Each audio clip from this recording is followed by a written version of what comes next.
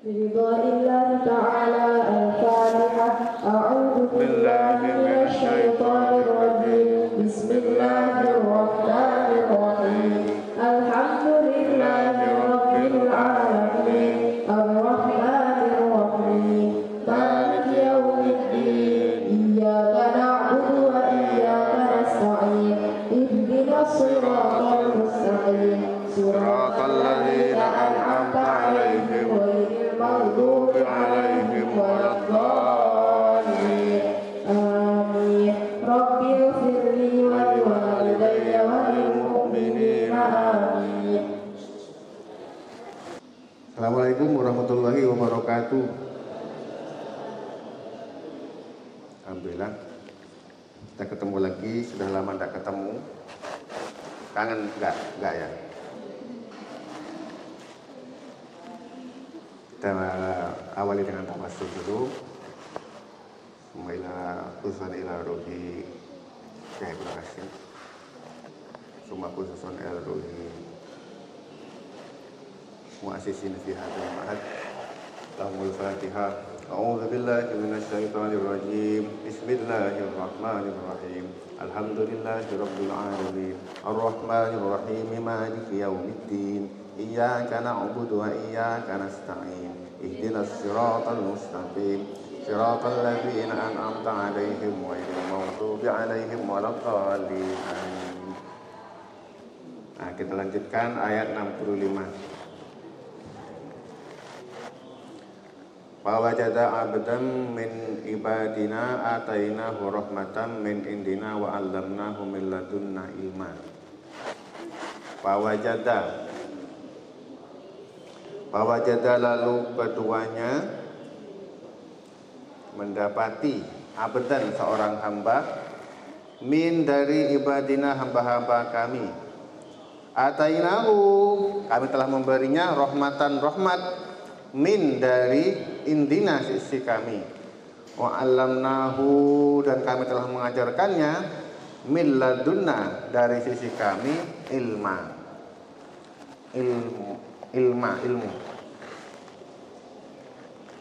Ini ada yang unik. Saya tahu ilmu laduni. Apa itu ilmu laduni?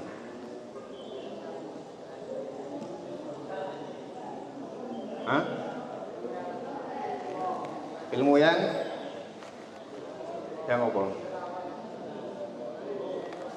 Coba angkat tangan satu orang ngomong salah ora apa-apa. Ini baru ini. Kok tahu kok ada istilah ilmu laduni? Ya ini dari ladunna ini. Ladunna ini isim majrur ya. Artinya dari sisi kami.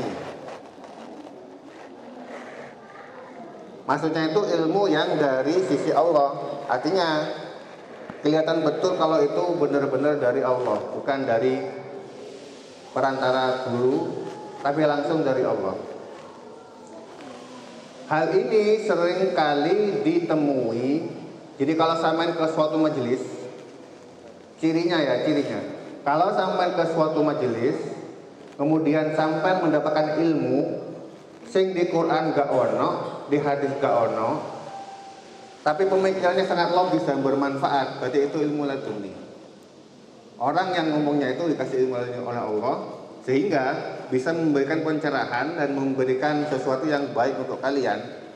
Berarti orang tersebut sudah dapat ilmu laduni.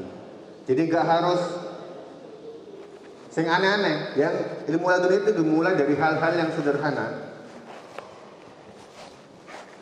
Jadi gak langsung sing ruwet-ruwet enggak. Dimulai dari hal-hal yang sederhana. Oke, saya baca terjemahan Kementerian Agama tahun 1990.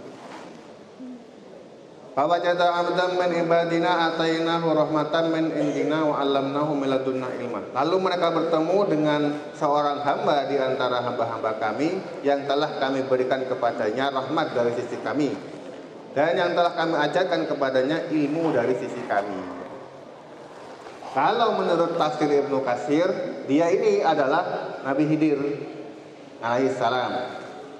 Ini nyambung dengan hadis-hadis yang dijelaskan oleh Rasulullah SAW.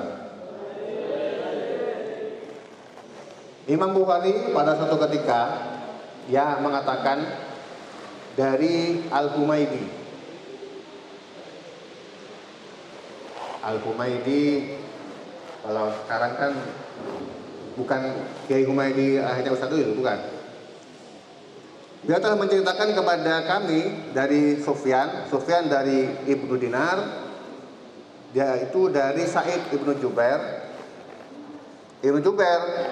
dari Ibnu Abbas. Ibnu Abbas berkata bahwa Nauf al-Bakali mengira Musa temannya Nabi Khidir bukan Musa kaum Bani Israel. Tenanana. Kemudian Ibnu Abbas menjawab, gak bener itu. Kemudian cerita lagi Ubay ibnu Ka'ab radhiyallahu anhu bahwa ia pernah mendengar Rasulullah SAW bersabda, sesungguhnya Musa berdiri berkhotbah di hadapan kaum Bani Israel. Kemudian dia berkata kepada mereka, siapa yang paling alim atau berilmu? Kemudian tidak seorang pun dari mereka menjawab. Kemudian Nabi Musa berkata, aku yang paling alim di antara kalian. Maka Allah menegur karena ia tidak menisbatkan ilmu kepada Allah. Artinya lek sampean itu ditanya sesuatu, kemudian sampean dianggap pintar, sampean tinggal bilang ini ilmu laduni. Lek sampean paham artinya ilmu laduni itu ilmu yang dari sisi Allah. Apakah ada ilmu yang tidak dari sisi Allah? Ada enggak? Kawan kabeh dari sisi Allah. Semua itu punya Allah. Cuma kadang manusia itu kadang ada sombongnya dengan mengatakan, iki aku gara-gara belajar, bukan gara-gara dari Allah. Nah itu hati-hati. Kalau sampean dipuji, harus bilang alhamdulillah, karena semua ilmu itu dari Allah. Kemudian Allah berfirman, sesungguhnya aku mempunyai seorang hamba yang tinggal di tempat bertemunya dua lautan. Ini di tafsirnya. Jadi Ustaz membacakan aja apa yang ada di tafsir ini. Dia lebih alim daripada kamu. Sananya, wahai Tuhanku, bagaimana caranya agar saya dapat bertemu dengan orang itu? Kemudian Allah berfirman, bawalah besertamu ikan, lalu masukkan ikan itu ke dalam kembu. Tahu kembu? Kembu itu wadahnya ikan. Kemudian ketika kamu merasa kehilangan ikan itu, maka dia berada di tempat tersebut. Ini Ustaz bacakan aja. Kemudian Nabi Musa membawa ikan, lalu memasukkan ke dalam kembu, lalu ia berangkat dengan ditemani oleh Yusya ibnu Nun. Ketika keduanya sampai di sebuah batu besar, keduanya merebahkan diri, istirahat, turun. Keturun, ikannya langsung bergerak hidup. Ya, dengan izin Allah keluar dari kembunya, lalu lompat ke laut. Cuman gak ono nih di hadis ini. Ikan mengambil jalannya ke laut, kemudian membentuk terowongan. Allah menahan aliran air itu, dijadikan beku ya maksudnya ya, sehingga jalan yang dilalui ya seperti liang. Ketika Musa bangun, muridnya lupa ngasih tahu bahwa ikannya itu sudah hilang, padahal sudah jalan jauh. Kemudian pada keesokan harinya, Nabi Musa berkata kepada muridnya, "Endi iwak mau?" Luwe. Cuman Nabi Musa nggak pakai bahasa Jawa ya. Bawalah kemari makanan kita. Kita sudah capek ini. Nabi Musa masih belum merasa capek, tapi setelah melewati tempat yang diberitakan oleh Allah, dia berhenti, dia capek sudah. Capek keturun. Kemudian lanjut, ala iwa ikan. Ikan itu tidak lain adalah yang melupakan, jadi Yang seperti yang saya katakan kemarin, dia bilang kalau ini gara-gara setan akhirnya lali. Kemudian balik kucing. Balik ke itunya. Pertanyaannya, apakah ada kucing di situ? Gak tahu ya, saya juga gak tahu.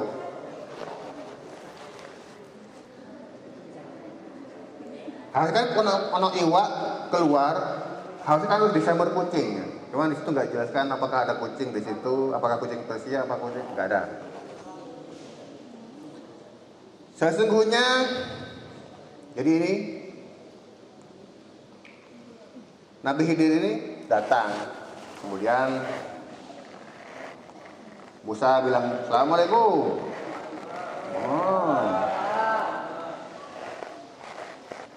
Kemudian ngomong saya Musa.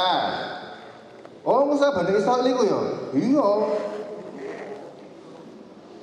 Kemudian Musa berkata lagi, aku tak belajar karo kowe. Piye iki? Piye? Kemudian Nabi Khidir, "Alah, ora bakal iso, gak sabar sampean kuwi. Paling sehari wis bubar."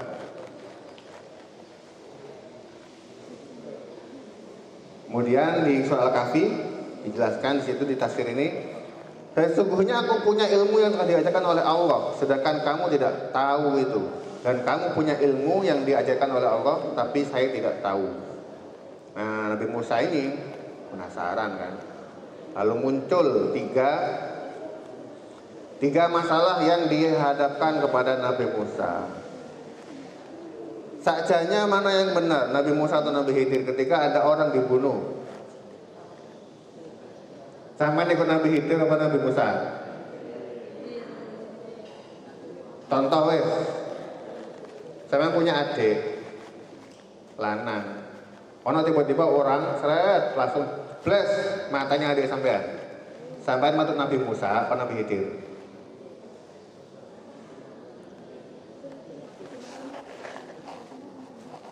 Posisinya adikmu langsung dianu pedang mati. Sampai nih ke Nabi Musa atau Nabi Khidir?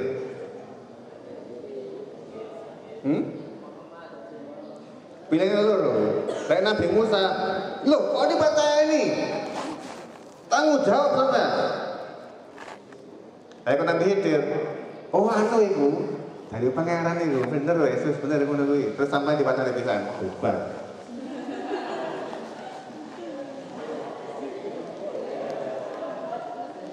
Sing bener sing di. Ayo. Sampai mata Nabi Musa sama Nabi Khidir. Terus sampai di patane pisan karo wong. Oh, ngono yo, ya sampe tak patane pisan selesai. Ayo ke sini sama. Dua-duanya gak iso. Harus pilih salah satu.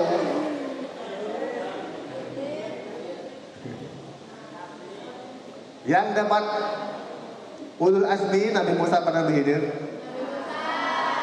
Ada sing bener sing di Nabi Musa.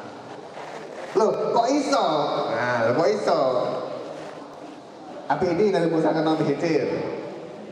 Ya Nabi Musa. Karena itu yang dipakai hukum ya Nabi Musa. Jadi ketika ada kemungkaran di depan mata sampean harus ikut Nabi Musa. Mergo sampai ndak tahu Nabi Khidir sing endi. Iso-iso ana wong nyamar Nabi Khidir sampean orang ngerti apa-apa. Oh, iku Nabi Khidir. Waduh, kacau. Jangan salah paham, bukan berarti semua kisah itu harus sampean tiru, enggak. Susah sampean tuh menjelaskan, oh iki Nabi Khidir abal-abal, iki Nabi Khidir asli. Oh, ono cirine ngene. Oh, ngono to. Padahal gak ngerti pisan sing ngomong ya weh. Jadi dalam hal hukum harus ikut Nabi Musa. Ketika ada kemaksiatan di depan mata sampean harus protes. Gak boleh menentang. Contoh, ono sing ngaji turu, harus protes. Tangi kancamu. contoh. Wayahe mangan kok gak mangan, kudu dikasih tahu. Makanya yang dapat ulul azmi itu Nabi Musa, karena ada tanha 'anil fahsya'i wal munkar tadi, ada mencegah kemungkaran. Lanjut ayat berikutnya. Qala lahu Musa hal attabi'uka 'ala an tu'allimani mimma ulimta rusda. Qala berkata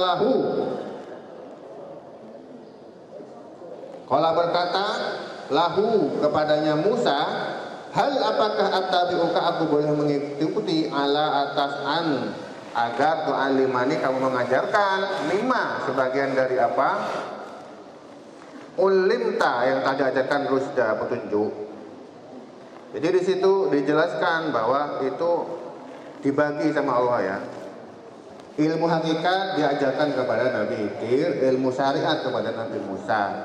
Sampai yang berada di syariatnya, karena untuk menuju ke hakikat itu ya ruwet, gak ruwet sih.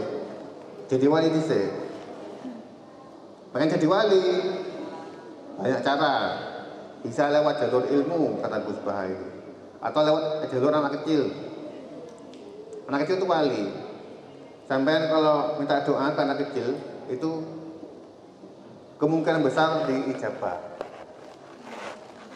Gue tak coba. Jadi dulu waktu kalian belum di sini,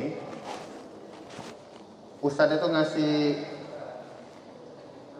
es krim ke beberapa santri. Boleh tak kayak es krim yo, dungakno Ustadz biar punya anak. Seminggu kemudian nih kita hamil. Tadi kan beneran, oh ini salah satu wali itu anak kecil. Sama kalau masalah, minta doa kepada anak kecil. Karena doanya anak kecil itu los rapat rewel, meskipun arek rewel. Karena nggak punya dosa anak kecil itu ya. Kayak Yazid itu masih itu, sama untuk minta doa ke Yazid itu bagus. Yazid doakan ini biar anaknya pinter, orang popo. Artinya sampai jangan sampai macam-macam ke anak kecil ya. Karena sekali anak kecil doa sih nggak bener sampai celaka betul. Wes tak coba, wes. Cuma pengalamannya gimana juga enak. Saya pernah marah-marah ke anak kecil, malamnya Ustaz langsung suara parau, gak bisa ngomong. Waduh salah ini. Orang murid karena cilik ini bahaya tenang. Qala lahu Musa hal attabi'uka. Musa berkata bolehkah aku mengikutimu?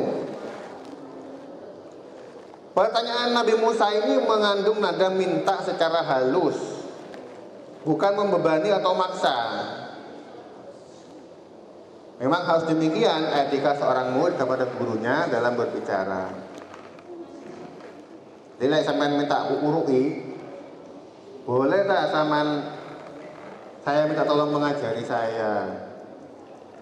Ojo dibalik, wih ajari aku ini. Gak ngono caranya. Meskipun posisi sampean tinggi misalkan ya, kalau mau bertanya tetap harus sopan. Minta izin dulu. Nah ini Nabi Musa memberi contoh, minta izin dulu. Minta izin boleh enggak ini saya ikut menuntut ilmu. Attabi'uka. Ngikut. Attabi itu artinya ngikut. Maksudnya yang ngikut, menemani sampai mendampingi. Ala antu alimani, agar mengajarkan kepadaku ilmu yang benar. Jadi ingat, ayat ini tujuannya adalah memberi apa? Memberi pelajaran kepada Nabi Musa. Artinya bener-bener sampean saya pancet ono salah.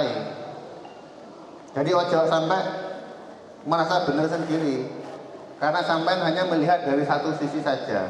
Ketika sisi satu luput dari pandangan sampean, pasti ono salah.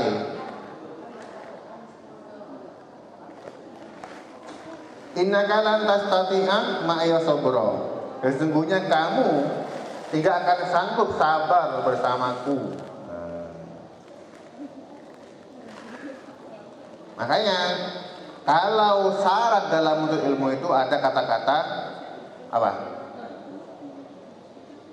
Kudu sabar karena butuh waktu lama. Tulus zamani, waktunya suwi. Artinya kudu sabar. Artinya kamu tidak akan kuat menemaniku karena kamu akan melihat dariku sebagai bermacam-macam perbuatan yang bertentangan dengan syariatmu. Nah, ini jelas ini. Gak usah jauh-jauh ke Nabi Musa, sampean mendengarkan Ustaz ngomong itu kudu berjuang luar biasa. Ono sing menang, ono sing kalah. Sing kalah ya sing ngatur-ngatur ngene iki, ngene-ngene. Jatuh. Berarti iku sing kalah. Gak gampang, saya juga mengalami itu. Ono sing sampai temannya sudah pulang semua, dia tidur sendirian. Ya jangan sampai ya. Pancane diugah, dibangunin itu depan-depan itu, bangunin kawannya. Sesungguhnya aku punya ilmu dari ilmu Allah yang tidak aku ajarkan kepadamu. Kamu juga punya ilmu yang tidak diajarkan kepadaku. Artinya Nabi Khidir punya ilmu tapi nggak punya semua, dipecah-pecah. Sampai pernah tahu dokter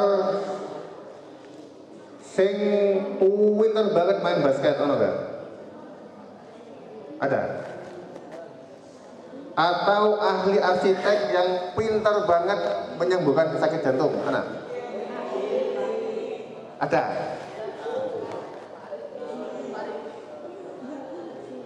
Atau dokter yang bisa semuanya, iso main basket, iso joget, iso salto, iso macam-macam, iso acting pisan. Wah. Ini dicontohkan oleh Allah bahwa kita itu ilmunya terbatas sekali. Satiasin iso apa ae? Iso ngaji, iso moco, iso bikin aplikasi, ngoding, bikin video siti-siti, tapi belum bisa acting, belum bisa, karena nggak ada acara ke sana. Disuruh joget ya orang iso,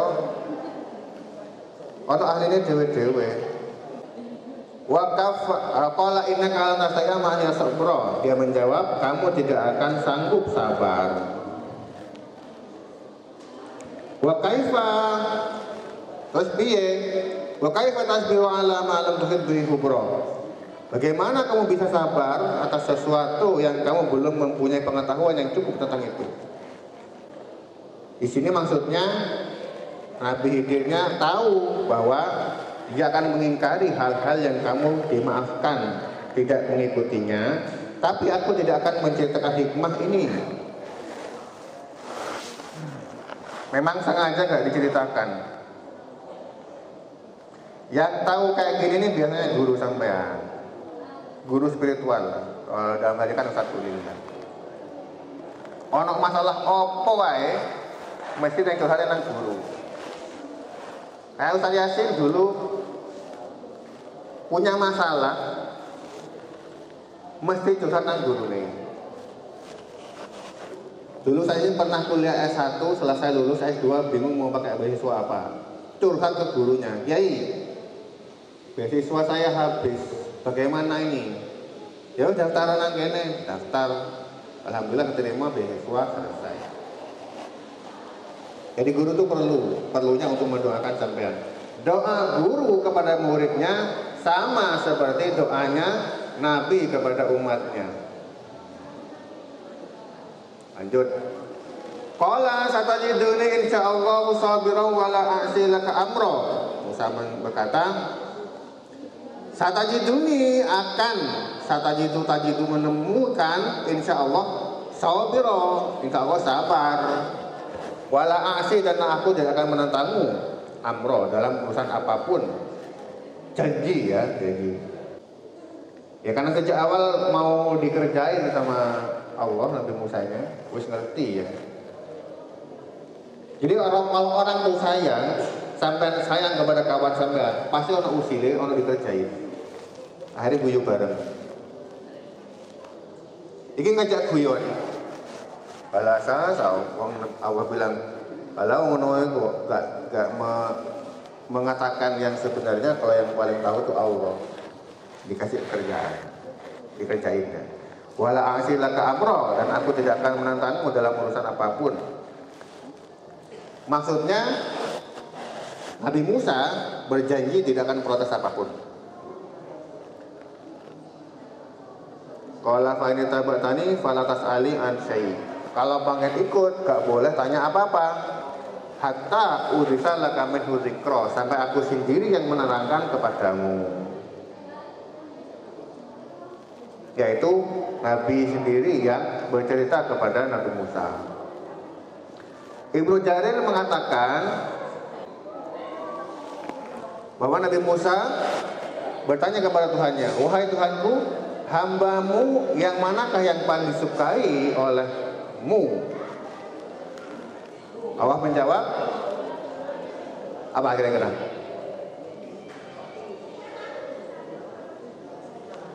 Allah menjawab, orang yang selalu ingat kepadaku dan tidak pernah melupakan aku. Kemudian Musa bertanya, sinten niku Gusti Allah? Allah menjawab, orang yang memutuskan perkara dengan hak dan tidak pernah memperturutkan hawa nafsunya. Kemudian Musa bertanya lagi, wahai Tuhanku, siapa di antara hamba-hambamu yang paling alim? Ada sejujurnya alim? Oh, alim. Lanjut. Allah berfirman, orang yang rajin menimba ilmu dari orang lain dengan tujuan untuk mencari suatu kalimat yang dapat memberikan petunjuk ke jalan hidayah untuk dirinya atau menyelamatkan dirinya dari kebinasaan. Kemudian Musa bertanya lagi, wahai Tuhanku, apakah di bumimu ini ada seorang yang lebih alim dari aku? Allah berfirman, ya ono lah. Iya sih. Cuma gak pakai dia sih. Musa bertanya, siapakah dia? Allah berfirman, dialah Khidir. Ini cerita lengkapnya ya, percakapan dengan Allah. Musa bertanya lagi, di mana saya harus mencarinya? Di pantai dekat sebuah batu besar, tempat kamu akan kehilangan ikan padanya. Dekatnya pantai selatan. Oh bukan itu. Gak pakai pantai selatan ya. Ibnu Abbas melanjutkan kisahnya bahwa Musa berangkat mencarinya, lalu kisah selanjutnya adalah seperti yang disebutkan dalam Al-Kahfi. Sampai di batu besar, sampai di situ. Musa berkata kepadanya, saya suka menemanimu. Khidir menjawab, kamu gak akan sanggup. Kemudian Musa lagi, enggak, sanggup, salah, percaya. Tapi ternyata enggak kuat. Kemudian Ibnu Abbas melanjutkan kisahnya, Nabi Khidir membawa Nabi Musa berangkat menempuh jalan laut sehingga sampai di tempat bertemunya dua lautan. Tidak ada satu tempat pun yang airnya lebih banyak daripada tempat itu. Kemudian Allah mengirimkan seekor burung pipit. Tahu burung pipit? Pernah makan? Enggak ya? Lalu burung pipit itu menyambar seteguk air dengan paruhnya.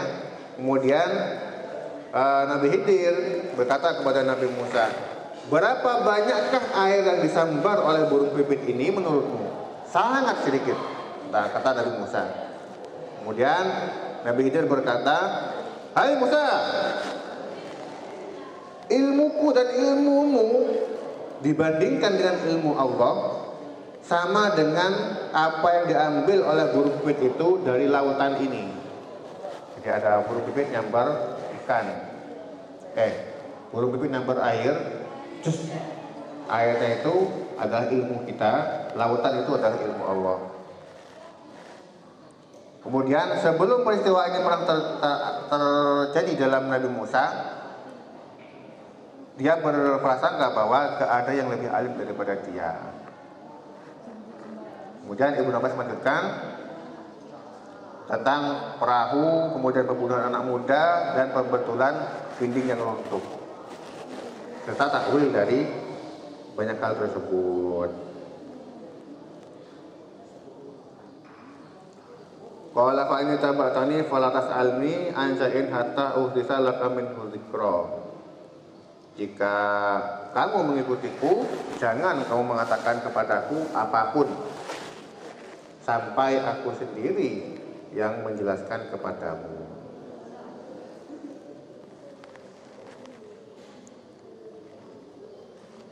Kemudian ayat 71, Pantolako, maka berjalanlah keduanya hatta sampai Iza ketika rokiba keduanya Fisafinati di dalam perahu harokoha, dia melubanginya. Qala, Nabi Musa berkata, harokotaha, apakah kamu melubanginya? Lituriko, untuk menenggelamkan ahlah penumpangnya. Sungguh, maka tenanan, jika kamu telah mendatangkan syai'an, sesuatu imro yang mungkar. Nah, kita harus meniru Nabi Musa ini kalau melihat yang mungkar, agar kita termasuk orang-orang yang nahi mungkar itu tadi. Qala alam aqul innaka lan tastati'a ma'iya sabra, dia hidup berkata, alam, tidak akan aku katakan innaka, sesungguhnya kamu, lan tidak akan tastati'a sanggup ma'iya sabra, bersamaku, gak akan sanggup sabar. Qala la tu'akhirni, Qala Musa berkata, la, janganlah tu'akhirni, kamu menghukumku, bima nasitu, bima karena nasitu, kelupaanku, wala, dan janganlah turhikni, kamu membebaniku, min amri, dari urusanku, musra, kesulitan. Maksudnya jangan mempersulit diriku, jangan pula keras. Karena itu seperti yang telah disebutkan dalam hadis Rasulullah, kekeliruan pertama yang dilakukan oleh Musa disebabkan karena kealpaannya, lali. Yang pertama lali, yang kedua, ketiga, ya emang karena wisakti rumono. Pantolako, kemudian maka keduanya berjalan hatta sampai tidak ketika lakia keduanya bertemu gulaman anak muda, faqatalahu, maka dia membunuhnya. Qala Musa berkata, aqatalta, apa kamu membunuh nafsan, jiwa zakiyatan yang suci atau bersih, bighairi nafsin, tanpa jiwa, laqad ji'ta, laqad sungguh, di dalam tauhidnya, ji'ta, kamu telah mendatangkan syai'an, segala sesuatu, syai'an sesuatu, nukro, yang sangat mungkar. Ini di tafsirnya sama ya. Nabi Khidir menangkap anak yang paling tampan dan paling cerah di antara mereka, lalu Khidir membunuhnya. Menurut suatu riwayat, Nabi Khidir membunuh anak itu dengan cara mencabut kepalanya. Dan menurut pendapat yang lainnya, dengan cara memecahkan kepala si anak itu dengan batu. Dan menurut riwayat yang lain, dengan cara memutar kepala si anak. Wallahu a'lam. Ketika Nabi Musa melihat dan menyaksikan hal itu, protes, guys. Maka kalian juga harus ikut Nabi Musa. Lanjut ayat 75. Qala alam aqul laka innaka la tastati'a ma'iya sabra. Begitu berkata, alam aqul, bukankah sudah kukatakan lakah kepadamu, innaka, sesungguhnya kamu, lantas tati, gak akan bisa, ma'iya apa ma'iya? Bersamaku, ma'iya bersamaku, sobro, sabar. Qala in sa'altuka an syai'in ba'daha fala tusahibni.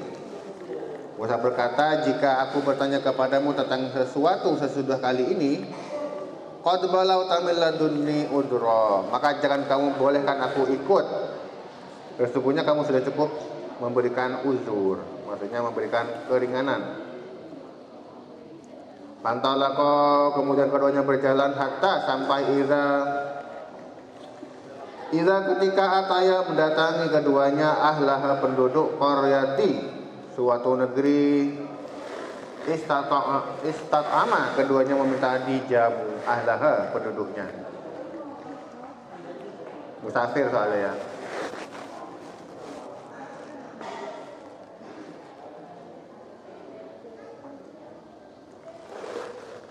Fantolaqo hatta ila ataya, kita lanjutkan ke depannya. Wallahu a'lam. Allahumma arhamna bil Qur'an waj'alhu lana imaman wa nuran wa hudan wa rahmah. Allahumma zakkirna minhu ma nasina wa 'allimna minhu ma jahilna warzuqna tilawatahu ana al-laili wa atrafan nahar waj'alhu lana hujjat ya rabbal alamin. Wassalamualaikum warahmatullahi wabarakatuh. Allahumma shalli ala Muhammad.